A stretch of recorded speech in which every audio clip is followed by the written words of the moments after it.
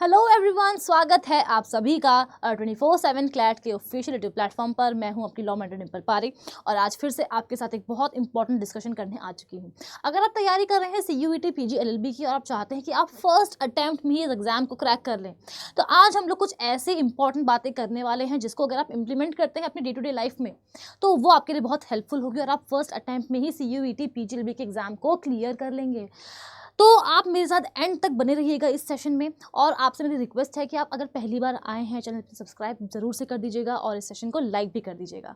तो जो सबसे इंपॉर्टेंट बात हमारे लिए है वो ये है कि सबसे पहले find out the value of the exam या फिर द अल्टीमेट आउटकम।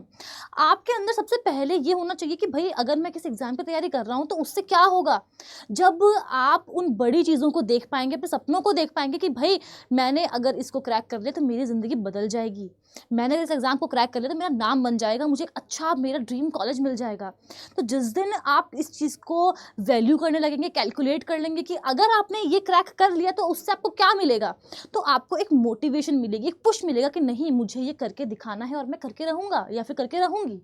ठीक है, तो सबसे पहला पॉइंट हमारा ये है। उसके बाद जो सबसे इंपॉर्टेंट है वो है क्रिएट अ स्टडी प्लान। अब आपका एग्जाम में बहुत समय नहीं बच गया है तो मेरे आप सभी लोगों से रिक्वेस्ट है कि जितना भी समय बचा है एक स्टडी प्लान बना लीजिए, उसके अकॉर्डिंग पढ़िए क्योंकि कंसिस्टेंसी बहुत ज़रूरी है। ये सबसे इंपॉर्टेंट बात है हमारे लिए कि स्टे कंसिस्टेंट। अब समय बहुत कम है आपके पास तो आपको क्या करना है, कंसिस्टेंट रहना है, रोज़ पढ़ना है। मेरे पास रोज़ बच्चों की क्वेरी आती है कि मैम पता नहीं ऐसा क्या हो रहा है कि एक दिन हम लोग 8 घंटे 10 घंटे पढ़ लेते हैं, दूसरे दिन पढ़ने का मन ही नहीं करता है।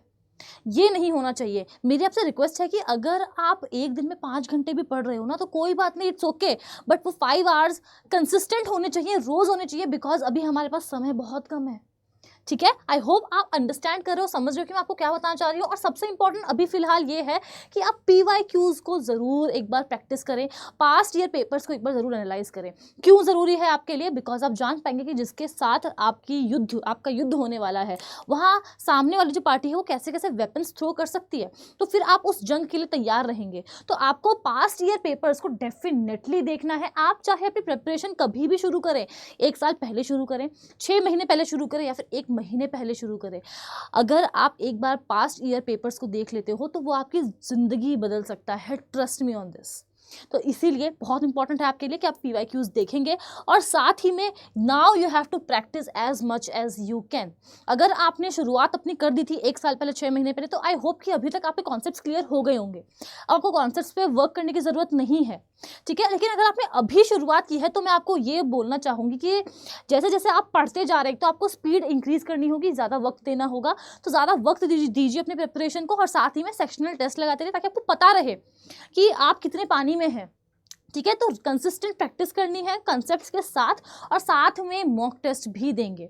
मॉक टेस्ट से घबराना नहीं है कि मैम अभी तो प्रिपरेशन 1 महीने पहले ही स्टार्ट की है या अभी स्टार्ट की है तो मार्क्स कैसे आएंगे। कोई बात नहीं यार, आप एटलीस्ट 10 क्वेश्चन भी अगर लगा रहे हैं तो बस ये देखो कि वो जो 10 क्वेश्चन आपने लगाए हैं उसमें आपका एक्यूरेसी लेवल कैसा है, आपकी स्पीड कैसी बन रही है, ये आपको बहुत हेल्प करेगा। और मैंने आपको PYQs देखने को क्यों बोला, क्योंकि आप अपने वीक एरियाज को अगर पहचान लेते हो अभी से तो थोड़ा सा समय है कि हम लोग थोड़ा बहुत उस पर्टिकुलर सब्जेक्ट को, सेक्शन को पुश कर सकते हैं जो आपका वीक है, बिकॉज यही चीज़ें हमें ज़ीरो से हीरो बनाती हैं।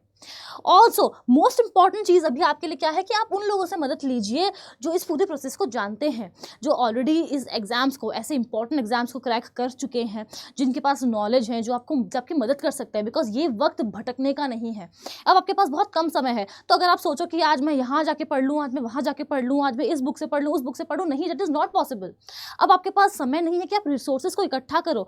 अब समय है आप चीज़ों को जल्दी जल्दी स्पीड में पढ़ो, आप अपने एक्यूरेसी लेवल को सही करो और जितना हो सके उतना प्रैक्टिस करो, मॉक टेस्ट लगाओ।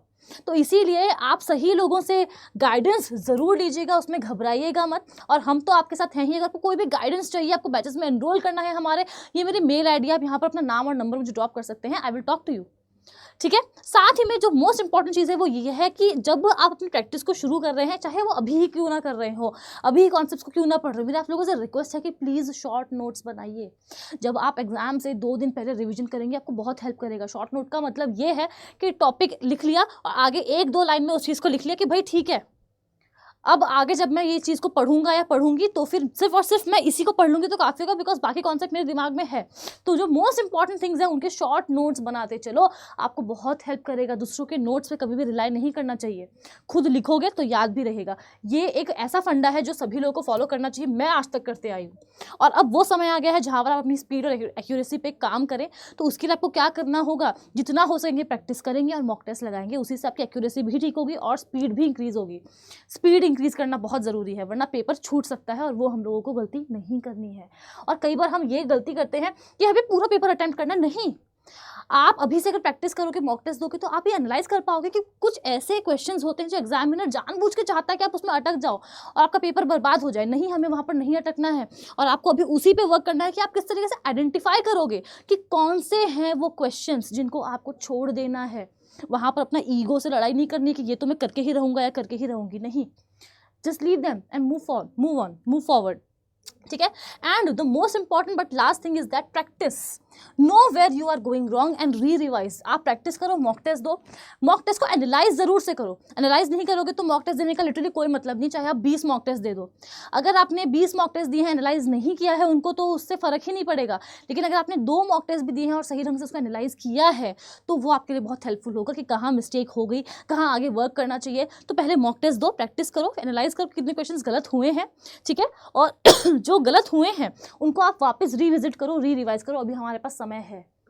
और कुछ बच्चे ये गलती भी करते हैं कि जो हमारे स्ट्रेंथ एरियाज है उनको छोड़ दो, एक बार वीक पे ही काम करो। नहीं, जो आपकी स्ट्रेंथ है उसको आप अपनी और ज़्यादा स्ट्रेंथ बना सकते हो सकता है कि लॉजिकल में जिस क्वेश्चन को करने में आपको 5 मिनट लग रहे हैं, हो सकता है कि कोई ऐसी ट्रिक अभी आप लास्ट मोमेंट पे सीख सको जो कि 2 मिनट में ही आपको वो क्वेश्चन सॉल्व करवा रही है, 30 सेकंड में ही सॉल्व करवा रही है। तो ऐसी चीज़ों पे आप अभी ज़्यादा फोकस करो, वो आपके लिए बहुत हेल्पफुल रहेगा। बाकी आप लोगों की हेल्प करने के लिए हम सभी लोग हैं ही। और अभी अगर आप लोग हमारे बैचेस में एनरोल करने जाते हैं तो ये आपके लिए सबसे बेस्ट मौका है। क्यों?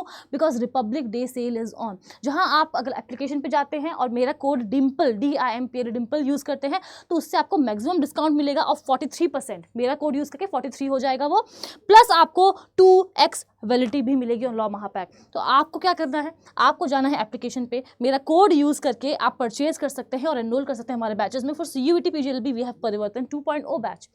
या फिर अगर आप CUET 3 ईयर और MSc 3 ईयर दोनों की तैयारी कर रहे हैं तो आप लॉ महापैक में एनरोल कर सकते हैं।